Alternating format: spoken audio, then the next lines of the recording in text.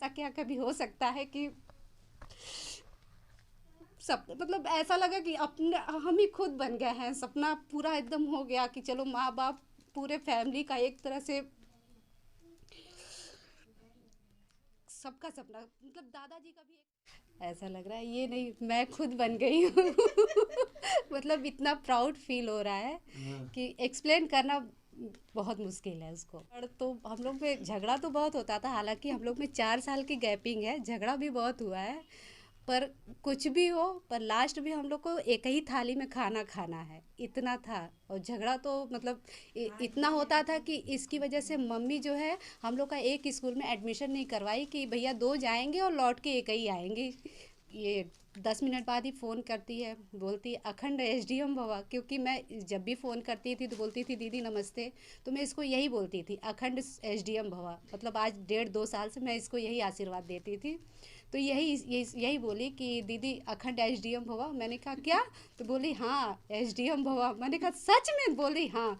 मतलब तुरंत आँख एकदम भर गया कि क्या सच में ऐसा क्या कभी हो सकता है कि सब मतलब ऐसा लगा कि अपने हम ही खुद बन गए हैं, सपना पूरा एकदम हो गया कि चलो माँ बाप पूरे फैमिली का एक तरह से सबका सपना, मतलब दादाजी का भी मेरा लक्ष्य पहले से क्लियर था कि मुझे उस उत्तर प्रदेश प्रशासनिक सेवा के सर्वोच्च पद पर पहुंचना है। हाँ, वो अलग बात है कि मैंने इसके पहले कई छोटे छोटे पड़ाव को तय किया। तो बस लेकिन तैयारी, मेरा मेन लक्ष्य यही था। मेरा पहली बात तो ये श्रेय पूरे परिवार को जाता है। परिवार में सभी ने अपना रोल निभाते हुए, भैया ने, दीदी ने, स्पेशली मम्मी पापा चाचा, इन लोगों ने, सब ने अपना अपना रोल निभाया। जिस तरह से मदद कर सकता था सब ने किया। किसी ने मेरा मनोबल बढ़ाया, किसी ने मुझे ये बताया कि नहीं तुम कर सकती हो। कुछ लोग घर पे रह के सपोर्ट किए, कुछ लोग एग्ज़ाम के दौरान सपोर्ट किए। लेकिन जो शुरू से अंत तक जो मेरी जर्नी रही है उसमें जो सबसे महत्वपूर्ण श्रेय जाता है वो मेरे भैया को जाता है। शशि प्रकाश गुप्ता इस समय अपर जिला सहकारी अधिकारी हैं भदोही में। तो इन्होंने ही एक मेंटर के तौर पे मुझे यहाँ तक पहुँचने में बहुत मदद की है।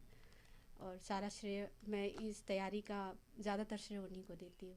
यहाँ तक पहुँचने में मेरा जो संघर्ष रहा है, मैं उसके ही अकॉर्डिंग उनको ये कहना चाहूँगी। मैंने इस संघर्ष में जो देखा है कि किसी ने पहले अटेम्प्ट में सफलता प्राप्त की, किसी ने दूसरे में, और किसी किसी को 10वें अटेम्प्ट में सफलता मिली।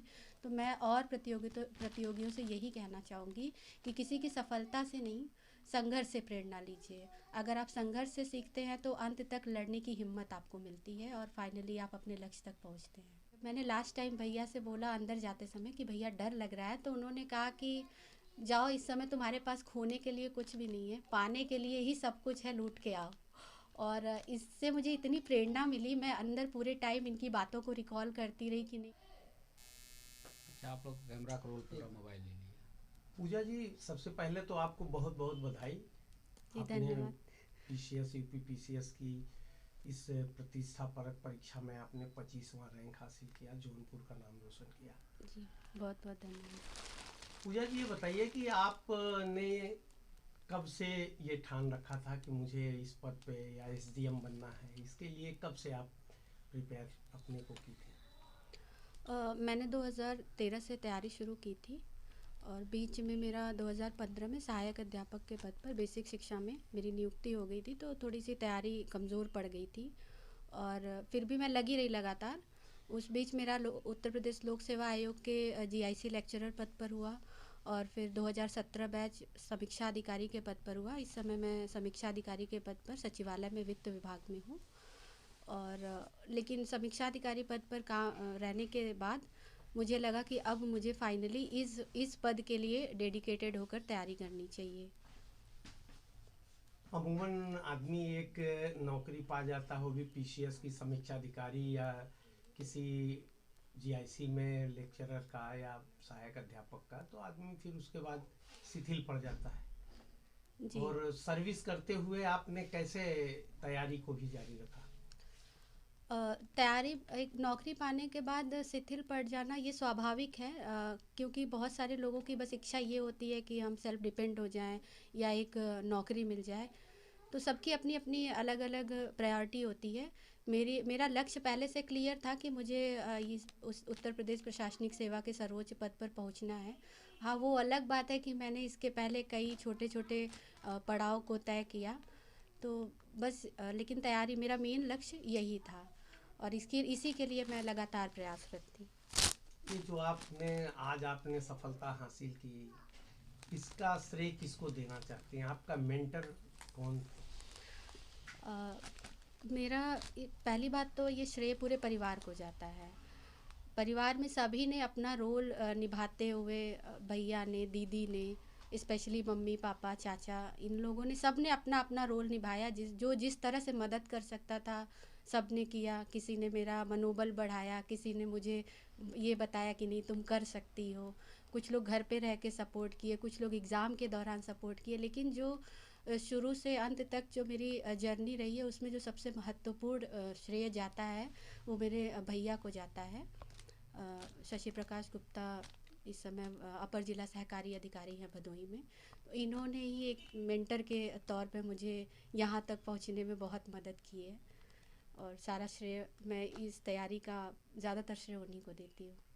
आपकी शिक्षा दीक्षा शुरुआती कहाँ से हुई? मेरी शुरुआती शिक्षा दीक्षा यहीं से हुई है। इवन शुरुआती से लेकर पोस्ट ग्रेजुएशन तक मैंने जौनपुर से ही पढ़ाई की। कहाँ से, किस विद्यालय से? प्राइमरी एजुकेशन मेरा सरस्वती बाल मंदिर अपने मोहल्ले के ही स्कूल से हुआ है। उसके बाद मैंने 6 से लेकर पोस्ट ग्रेजुएशन तक टीडी कॉलेज से किया है कंप्लीट। तो पूजा जी, आप इस जो आज मुकाम आपने हासिल किया है, एसडीएम बनी है, तो और लोगों को और प्रतियोगियों को क्या कहना चाहेंगे? तो यहाँ तक पहुँचने में मेरा जो संघर्ष रहा है, मैं उसके ही अकॉर्डिंग उनको ये कहना चाहूँगी। मैंने इस संघर्ष में जो देखा है कि किसी ने पहले अटेम्प्ट में सफलता प्राप्त की, किसी ने दूसरे में, और किसी को 10वें अटेम्प्ट में सफलता मिली। तो मैं और प्रतियोगियों से यही कहना चाहूँगी कि किसी की सफलता से नहीं, संघर्ष से प्रेरणा लीजिए। अगर आप संघर्ष से सीखते हैं तो अंत तक लड़ने की हिम्मत आपको मिलती है और फाइनली आप अपने लक्ष्य तक पहुँचते हैं। तो आप जब फाइनल में गई होंगी इंटरव्यू को फेस करने, तो फाइनल में तमाम सवाल हुए होंगे, उस समय आपको किस तरह घबराहट भी हो रही होगी? जी, जब मेरा इंटरव्यू में मैं एंट्री अंदर कर रही थी तो भैया गए हुए थे साथ में इंटरव्यू दिलाने। मुझे थोड़ी घबराहट हो रही थी, हालांकि मैं शासन में हूँ ऑलरेडी 3 साल से, तो आत्मविश्वास था कि नहीं मैं अंदर अच्छा परफॉर्मेंस दूंगी। लेकिन कहीं ना कहीं एग्ज़ाम का जो फोबिया होता है, स्पेशली इंटरव्यू का, फेस टू फेस कन्वर्सेशन का, वो रहता ही है, आप किसी भी पद पर कार्य कर रहे हो। तो जब मैंने लास्ट टाइम भैया से बोला अंदर जाते समय कि भैया डर लग रहा है, तो उन्होंने कहा कि जाओ, इस समय तुम्हारे पास खोने के लिए कुछ भी नहीं है, पाने के लिए ही सब कुछ है, लूट के आओ। और इससे मुझे इतनी प्रेरणा मिली, मैं अंदर पूरे टाइम इनकी बातों को रिकॉल करती रही कि नहीं मुझे आज अपना बेस्ट देना है। और फाइनली वो जो आत्मविश्वास इन्होंने आखिरी समय पर दिया था वो बहुत काम किया वहाँ। जब रिजल्ट आया जी 23 तारीख को, जी, तो आपने नीचे से देखना शुरू किया या कि ओवर कॉन्फिडेंस था कि एकदम होगा ही? हम इसे ओवर कॉन्फिडेंस तो नहीं कहेंगे, कॉन्फिडेंस था। मैंने नीचे से नहीं ऊपर से ही देखना शुरू किया था। और स्पेशली मुझे भरोसा था इस बार की सिलेक्शन हो रहा है, बस थोड़ा सा पद का था कि फर्स्ट प्रायोरिटी मिलेगी या सेकंड प्रायोरिटी मिलेगी, तो इसलिए मैंने ऊपर से ही देखना शुरू किया था। क्या नाम है आपका? जी, मेरा नाम मनीषा गुप्ता है। ये पूजा जी आपकी क्या लगती हैं? ये मेरी छोटी बहन है। तो आज कैसा महसूस कर रही हैं कि छोटी बहन आज एसडीएम हो गई? ऐसा लग रहा है ये नहीं, मैं खुद बन गई हूँ। मतलब इतना प्राउड फील हो रहा है कि एक्सप्लेन करना बहुत मुश्किल है उसको, मतलब क्या बताएं। आप बड़ी बहन हैं जी, पढ़ाई लिखाई में बचपन में आपने कुछ गलतियों पे, कोई ऐसे क्षण, कोई ऐसे यादगार पल जब आपने कभी हो सकता है इसको थप्पड़ भी मारा हो, कभी कुछ किया हो? मतलब थप्पड़ तो हम लोग में झगड़ा तो बहुत होता था, हालांकि हम लोग में 4 साल की गैपिंग है, झगड़ा भी बहुत हुआ है, पर कुछ भी हो, पर लास्ट में हम लोग को एक ही थाली में खाना खाना है, इतना था। और झगड़ा तो मतलब इतना होता था कि इसकी वजह से मम्मी जो है हम लोग का एक स्कूल में एडमिशन नहीं करवाई कि भैया 2 जाएंगे और लौट के एक ही आएंगे। ये हाल था हम लोग का। आज भी हम लोग की थोड़ी मोड़ी नोक झोंक हो जाती है, मगर 5 मिनट बाद फिर हाँ हाँ दीदी कहाँ हो, कैसी हो, ये शुरू हो जाता है हम लोग का। तो उस दिन जब रिजल्ट आया आपने सुना तो मतलब कितनी खुशी हुई उस दिन? खुशी तो मतलब बता नहीं सकते। हम इनको कॉल पे कॉल कर रहे थे उस दिन, हम जा समझ रहे थे कि ये बहुत इस समय बहुत टेंशन में होंगी, तो हम इनको हंसाने का बहुत प्रयास कर रहे थे। तो हालांकि मैं बीच में एक बार कॉल भी की तो ये बोली दीदी मैं अभी थोड़ा सा बिजी हूँ, मैं बाद में बात करती हूँ। मैं समझ गई कि बस करो, आज इसको टेंशन बहुत ज़्यादा है।